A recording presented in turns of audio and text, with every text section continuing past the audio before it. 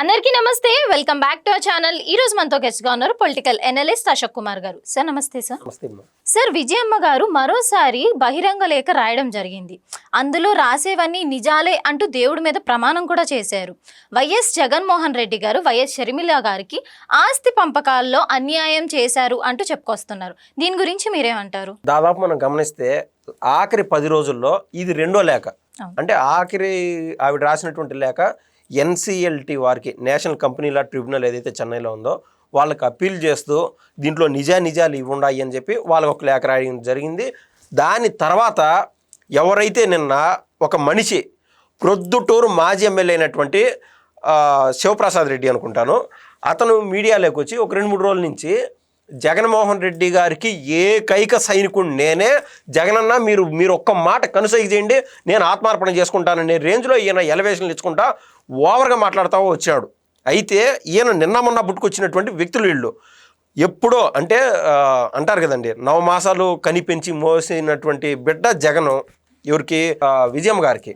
అంత బిడ్డకి ఎదురుగా ఆవిడ లేఖ రాస్తుందంటే అంటే ల్యాక్ ఆఫ్ నాలెడ్జ్ అంటారా, ఒకవేళ ఏదైనా కావచ్చు. అది ఐ మీన్ ఆవిడ కూడా ఒక లా టీమ్ అనేది ఉంటుంది. అన్నీ గ్రహించి మంచి ఏంది చెడ్డ ఏంది అన్నీ గమనించే బహిరంగంగా ఒక లేఖ రాసేటప్పుడు విత్ ఆథెంటికేటెడ్ ఏదైతే ఇవన్నీ ఉంటాయి, మనం 20 రూపాయల స్టాంప్ అంటారు, 100 రూపాయల స్టాంప్ అంటారు, ఇవన్నీ అతికిచ్చి బల్ల గుద్ది చెప్తున్నాను, నేను రాసేటివన్నీ నిజాలే, నేను కనపరుస్తున్నట్టు అన్నీ నిజాలేను, ఆ దేవుడి మీద ప్రమాణం చేసి చెప్తున్నాను. అంటే బాండ్ పేపర్ పైన ఆల్రెడీ బాండ్లు వేసి రాసి ఇచ్చినది. ఇదే కాక దేవుడి పైన కూడా ఒట్టే చెప్తున్నాను అని చెప్పి జగన్మోహన్ రెడ్డి గారి గుండెల్లో ఆవిడ నిన్న రాసినటువంటి అక్షరాలు సూటిగా దూసుకుపోయినాయని చెప్పి నేనైతే బలంగా చెప్తున్నాను. దేవుణ్ణి అంత ఇష్టంగానే ఉంటారమ్మా. అంటే నేను మతాలకు అతీతంగా నేను కొన్ని మాటలు చెప్తున్నాను. జనరల్గా నాకు తెలిసినటువంటి ఒక వేరే మతస్థుడు ఒక స్నేహితుడు ఉన్నారనమాట. అతను జనరల్ అంటే ఎవరు అలవాట్లు వాళ్ళకు ఉంటాయి. అయితే అతను చెప్పేది ఏంటంటే, వాళ్ళు అంటే పలానా మతం ఫాలో అయ్యేవాళ్ళు సిగరెట్లు కావచ్చు, మందు కావచ్చు, అవి వాడరంట. ఇంకా కొన్ని నిష్టలు అన్నీ ఉంటాయి. సో అంటే కొన్ని మతాల్లో కావచ్చు, అంటే వాళ్ళ బాడీని ఒక దేవాలయం మాదిరి చూసుకునేటువంటి వ్యక్తిత్వాలు ఉంటారు. దాంతోపాటు అబద్ధాలు కూడా చెప్పకూడదని వీళ్ళు నిద్రలేస్తే అబద్ధాలే చెప్తున్నారు వైఎస్ఆర్సీపీ వాళ్ళు నమ్మేది. మరి నేను ఏదైతే నా స్నేహితుడు పలానా మతస్థుడు అని చెప్పినానో అదే మతానికి సంబంధించినటువంటి ఎక్కువ మంది నమ్ముతూ ఉంటారు, ఏది వైఎస్ఆర్సీపీలో ముఖ్యంగా. అయితే అబద్ధాలు ఎట్లా చెప్తారు? ఒకవేళ వాళ్ళు ఏమైనా చెడ్డలవాటు లేకపోవచ్చు, అబద్ధాలు చెప్పడం కూడా అది దేవుడికి విరుద్ధమేనే కదా.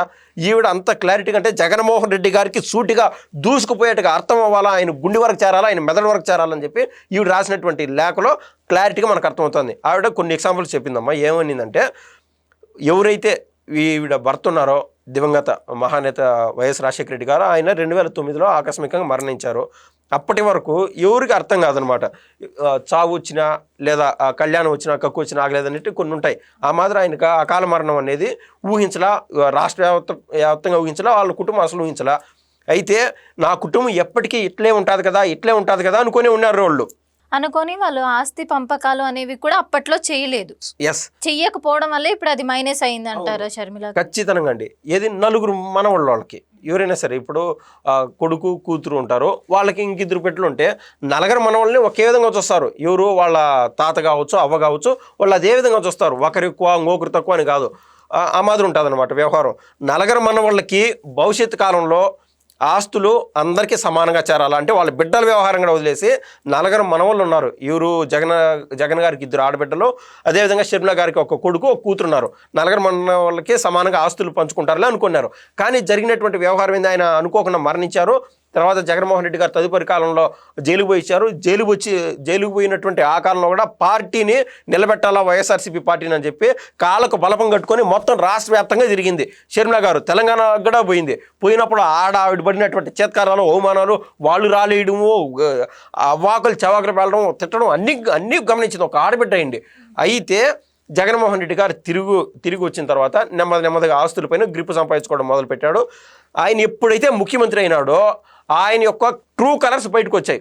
ఒక మనిషి ఆయన నిజాయితీ కలోడా లేదా చెడ్డోడా ఎట్లాంటోడో మీకు తెలియాలంటే once give him a power అని చెప్పి ఒక ఇంగ్లీష్ రైటర్ ఒక ఆయన చెప్పాడు అనమాట. ఒక్కసారి ఆయనకి పూర్తి స్థాయి పవర్ ఇచ్చి చూడండి, ఎవరికైనా అతను ట్రూ కలర్స్ బయటపడతాయని చెప్పి ఒక్కసారి జగన్మోహన్ రెడ్డి గారికి ఆ పవర్ ఇచ్చి చూశారు. చూడడంతోనే ఆయన యొక్క బుద్ధులు బయట చెప్పినారు. అంటే ఇవి రాసినటువంటి లేఖలో కొన్ని ఏం చెప్పిందంటే, బెంగళూరులో ఉన్నటువంటి యలహంక ఏదైతే ల్యాండ్ ఉన్నదో దాంట్లో పెద్ద ప్యాలెస్ కట్టుకున్నారో ఆ యొక్క ల్యాండ్ స్వయంగా షర్మిలా గారికి చెందాల్సిందే. ఇంకా సరస్వతి సిమెంట్స్ అది కూడా షర్మిలా గారికి చెందాల్సిందే. ఈ రెండు షర్మిలా గారికి ఈ రోజుటికి ఇవ్వలేదు. ఇవి కాకుండా మిగిలిన ఆస్తులు అని చెప్పి సమానంగా పంచుకున్నారు. అనేక ఆస్తులు సమానంగా పంచుకున్నారు. డబ్బులు కూడా మేము షర్మిలా గారికి ఇచ్చినాము, తోడబుట్టింది కదా షర్మిలా గారు అని చెప్పి డబ్బులు కూడా ఇచ్చారని చెప్పి నేను చెప్పినటువంటి ఆయన శివప్రసాద్ రెడ్డి ఎవరైతే ప్రొద్దుటూరు మాజీ ఎమ్మెల్యే ఉన్నారో అలాంటి వాళ్ళు చెప్తున్నారు. ఆ డబ్బులు ఎట్టిచ్చారు? మీ దగ్గర ఒక 70 లక్షలు డబ్బులు ఉంటుంది అనుకోండి, దాన్ని పలానా కంపెనీలో ఇన్వెస్ట్మెంట్ పెట్టింటారు, షేర్స్లోనో ఇంకో దాంట్లో డివిడెండ్ రూపంలోనో పెట్టింటారు. నీకు ఒక సంవత్సరం ఆఖరికి డివిడెండ్ రూపంలో ఆ 70 లక్షలకి నీకు ఏ 8 లక్షలో ఒక 5 లక్షలో 3 లక్షలో ఆటోమేటిక్గా ఎక్స్పెక్ట్ చేస్తాం కదా డివిడెండ్ రూపంలో ఆ డబ్బులైనా రావాలని చెప్పి. కేవలం షర్మిలా గారికి ఇచ్చినటువంటి ఆ డబ్బులు ఏవైతే ఉన్నాయో అప్పుడు దాకా జగన్మోహన్ రెడ్డి గారి ఆధీనంలో ఉన్నటువంటి షర్మిలా గారి యొక్క ఆస్తుల్లోని డబ్బులు డివిడెండ్ రూపంలో వచ్చినట్టు మాత్రం ఇచ్చాడు. ఏనేం దారాదత్తం ఏమీ చేయలేదు. షర్మిలా గారు గోడమంటున్నారు, బాధపడుతున్నారు, నరకయాతం చూస్తున్నారు. ఆవిడ 2 బిడ్డలు ఎవరైతే ఉన్నారో జగన్మోహన్ రెడ్డి గారి స్వయంగా మేనకోడలు మేనల్లుడు అంటారో వాళ్ళు నరకయాతం చూస్తున్నారు. వాళ్ళు ఒక్కసారి పసిబిడ్డలు బాధపడినారనుకో అది ఎవరికి మంచిది కాదు, శోభించదు. తద్వారా క్షోభించేటువంటి పరిస్థితి తెచ్చుకోవద్దు. నాకు పూర్తి స్థాయిలో నేను నమ్మేటువంటి నా దేవుడైనటువంటి వైఎస్ రాజశేఖర రెడ్డి గారి పైన నమ్మకం ఉన్నది. నా దేవుడు ఎవరైతే ఉన్నారో ఆయన పైన నమ్మకం ఉన్నది. ఇంకా నా బిడ్డ అయినటువంటి జగన్మోహన్ రెడ్డి గారికి ఇప్పటికైనా ఆలోచనలో మార్పులు చేర్పులు వచ్చి ఇప్పటికైనా షర్మిలా గారికి ఆస్తులు అప్పగిస్తారని చెప్పి నేనైతే భావిస్తున్నానని చెప్పి ఆవిడ ఇంక ఏం చెప్తారు? ఇంకా జగన్ గారికి ఫోన్ చేస్తే ఆయన ఎత్తుతాడో లేదో మనకు తెలియకపోయా, చేసేటువంటి ధైర్యం ఈవిడికి లేకపోయా, కన్న కొడుక్కి చేసి నాయన బిడ్డకు ఆస్తులు నాయన ఏదైతే ఆవిడికి రావాల్సిన ఆస్తులు నాయన అని చెప్పి ఆయనకి స్వయంగా ఆ యాక్సెస్ లేకపోతుందంటే ఆ కుటుంబంలో ఏ మేరకు పొరపచ్చాలు ఉన్నాయి మనకి ఇట్టే అర్థమవుతుంది. ఏంటంటే ఇదంతా గ్యాప్ యాడ్ వచ్చిందంటే అటు వైఎస్ఆర్సీపీనా టీడీపీనా జనసేన అనేది కాదు, ఒక కుటుంబాన్ని నిలువున చీల్చేశారు ఎవరైతే జగన్మోహన్ రెడ్డి గారి కోటరీ అని చెప్పి నేను స్వయంగా చెప్పగలుగుతా. చుట్టూరు చేర్పినారనమాట. అప్పుడు షర్మిలా గారి యొక్క కష్టము నష్టము పడిన పాటలు అన్ని గాలికి ఎగిరిపోయినాయి. అన్ని మర్చిపోయి ఈయన స్వార్థం మాత్రమే చూసుకున్నాం. ఖచ్చితంగా ఆ రోజు కడపలో ఎంపీగా పోటీ చేయాల్సింది షర్మిలా గారు, వైఎస్ఆర్సీపీ పార్టీ నుంచే పోటీ చేయాల్సింది. జగన్ గారు ఏం చెప్తారు? ఒక్క కుటుంబం నుంచి 2 పోటీ చేయకూడదు, అది నా నినాదం అని చెప్తారు. ధర్మాన ప్రసాద్ గారు అదేవిధంగా ధర్మాన కృష్ణదాసు ఎవరు స్వయంగా అన్నదమ్ములైపోయా. వైఎస్ జగన్ గారు వైఎస్ అవినాష్ రెడ్డి గారు స్వయంగా అన్నదమ్ములైపోయా. ఇలా కొల్లలు ఉన్నారు వైఎస్ఆర్సీపీ పార్టీలో. ఒకే కుటుంబానికి సంబంధించినటువంటి అనేక మంది వ్యక్తులు రాజకీయాల్లో. ఒక్కసారి ఆవిడ కనీసం ఆ గౌరవం ఇచ్చింటే, ఎంపీ టికెట్ ఇచ్చింటే సరిపోయిండు. కానీ ఆవిడ మరో పవర్ సెంటర్ అవుతుందని చెప్పి జగన్మోహన్ రెడ్డి గారు ఎప్పుడు అభద్రతా భావంలోనే ఉండిపోయినాడు తప్ప మరొకటి కాదు.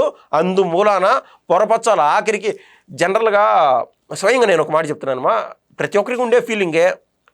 ఈవెన్ సోషల్ మీడియాలో అడపడప హల్చల్ అవుతూ ఉండదు. 18 ఏళ్ల వయసు 19 ఏళ్ల ప్రాయంలో ఎవరైతే బైరెడ్డి సిద్ధార్థ రెడ్డి గారు ఉన్నారో వైఎస్ఆర్సీపీలో ఉండేటువంటి వ్యక్తి, ఆయన ఏ రాజకీయ పార్టీలోకి పోకముందు ఆయన ఆలోచనలు ఎంతో ఉన్నతంగా ఉండేవి. ఆయన చెప్పాడు, మీ అమ్మ దగ్గరికి పోయి ఎన్ని రోజులైంది సిద్ధార్థ గారు అని చెప్పి ఒక యాంకర్ గారు అడిగిన ప్రశ్నకి, చాలా కాలం అయిపోయిందన్నా, నాకైతే బాధగా ఉన్నది, ఒకసారి పోయి మా అమ్మ ఊళ్ళో పడుకోవాలనిపిస్తుంది, ఏడుపు వస్తుంది, అట్లా ఉంటుంది. అంటే ఆ తల్లి స్పర్శ కావాలని ఎవరైనా కోరుకుంటారు. అదేవిధంగా లీడర్ సినిమాలో కొన్ని డైలాగ్స్ ఉంటాయి. 2 కార్లు సరిపోవా, 10 కావాలన్నా, 2 బంగ్లాలు సరిపోవా, 20 కావాలన్నా అన్నట్టు కొన్ని డైలాగ్స్ ఉంటాయి. ఎంతకు ఆస్తులు ఉన్నాయి జగన్మోహన్ రెడ్డి గారి కాడ. చిటికేస్తే ఖచ్చితంగా 400 కోట్లు ఇట్టే జమ అయిపోతుంది. ఎవరైతే వైఎస్ఆర్సీపీని ప్రేమించే వాళ్ళు ఉన్నారో, బిజినెస్ మ్యాన్లు వాళ్ళు వీళ్ళు ఉన్నారు, చిటికేస్తే అట్టే వచ్చేస్తాయి. ఆ విధంగా అంత యాక్సెస్ ఉన్నది. రేపో మాపో ఒకవేళ రానున్న భవిష్యత్తు కాలంలో ఎప్పుడైనా అధికారంలోకి వచ్చా మరోసారి దండయాత్ర చేసి, ఏది అశ్వమేధ యాగం అంటారు చూడండి, ఆ మాదిరి దండయాత్ర చేసి ఆస్తులు కొల్లగొట్టుకోగల శక్తి సామర్థ్యం అంతా జగన్మోహన్ రెడ్డి గారి కాడ ఉన్నది. ఈరోజు చెల్లెలు ఆస్తులు కాడ ఆయన అంత పేనాస్థానంగా అంత స్ట్రాంగ్గా పట్టుకోండి అంటే అది నిజంగా విడ్డూరం. ఇంకా విజయం గారు చెప్పినట్టు అంతా దేవుడు చూడాల్సిందే, మనం ఏం చేయలేము. జరుగుతున్నటువంటి పరిస్థితి అది. అయితే సార్ ఇప్పుడు ఈ విషయం ఏదైతే ఉందో దీని మీద అన్ని సోషల్ మీడియాస్లో కానీ న్యూస్ ఛానల్స్లో కానీ చాలా హల్చల్ చేస్తున్నారు బాగా. కానీ విజయమ్మ గారు స్వయంగా దీని గురించి ఇంకెక్కడ ప్రస్తావించకండి, ఇది మా ఇంటి సమస్య, కొంచెం గుట్టిగా ఉంచండి అన్నట్టు మాట్లాడుతున్నారు. దాని గురించి మీరేమంటారు? గుట్టుగా పెట్టమంటే ఆవిడ బహిరంగ లేఖ రాయాల్సిన పని లేదు కదా. నేను అదే మా స్టార్టింగ్లో చెప్పాను. ఎవరైతే ఆయన శివప్రసాద్ రెడ్డి అని ఉన్నాడో, ఏది ఆత్మహుతి దాడి చేసుకుంటానో జగనన్నగన ఇట్లాంటి వాళ్ళు పుట్టగొడుగులు అలా వస్తారు పోతారో జగన్మోహన్ రెడ్డి గారు కనీసం ఒక్కరోజు కన్నెత్తి కూడా చూడరు ఇట్లాంటి వాళ్ళని. స్వయంగా తల్లికి చెల్లికి అంత ప్రాముఖ్యత ఉన్నటువంటి జగన్మోహన్ రెడ్డి గారు ఇట్లాంటి వాళ్ళని పట్టించుకుంటారా? అదేవిధంగా ఒక డైలాగు స్వయంగా అసెంబ్లీ సాక్షిగా వైఎస్ రాజశేఖర రెడ్డి గారు ఎవరైతే జగన్మోహన్ రెడ్డి గారు తండ్రి ఉన్నారో ఆ మాట చెప్పారు. కన్న తల్లికి పట్టిడన్నం పెట్టలేని వాడు పిన్న తల్లికి బంగారు గాజులు గుణిస్తానంట. అట్టే ఉన్న జగన్మోహన్ రెడ్డి గారి పరిస్థితి. తల్లి అంటే ప్రేమలే, తల్లికి గౌరవ ఇచ్చేదిలే. బాహుబలి సినిమా చూసాము అంటే ఒక మహోన్నత వ్యక్తి ఏ విధంగా ఉండాలో మనకు అక్కడ కనబరిచారు అన్నమాట డైరెక్టర్. ఎవరో అంటే పక్కన చిన్నాన్న పెదనాన్న బిడ్డలైనటువంటి ఆ బల్లాల దేవుడికే ఆస్తులు వదిలేసి వాళ్ళ అమ్మ కోసం వదిలేసి నడి రోడ్లో పడిపోయినాడు బాహుబలి. ఏమైపోయింది? జగన్ గారి దగ్గర ఇన్ని ఆస్తులు ఉన్నాయి, ఆవిడకి చెందాల్సినటువంటి ఆస్తులు ఇచ్చేస్తాడంతే. ఆవిడికి చెందలేదు. ఒకవేళ ఏది వైఎస్ఆర్సీపీ సోషల్ మీడియా దూసుకుపోతుందన్నమాట. జగన్మోహన్ రెడ్డి గారు ఒక సత్య హరిశ్చంద్రుడు మాదిర ఆస్తులు ఆయన ఆస్తులు షర్మిలాకి ఎట్టేస్తారన్నట్టు ఆవిడ ఆస్తులే ఆవిడకి ఏమని అడుగుతున్నాము. లేదా ఆవిడ ఎక్కువ అడుగుతుంది. అన్నవే కదా ఇస్తే ఏమవుతుంది? అదే కదా నీ యొక్క క్యారెక్టర్ ఎలివేట్ చేసేది.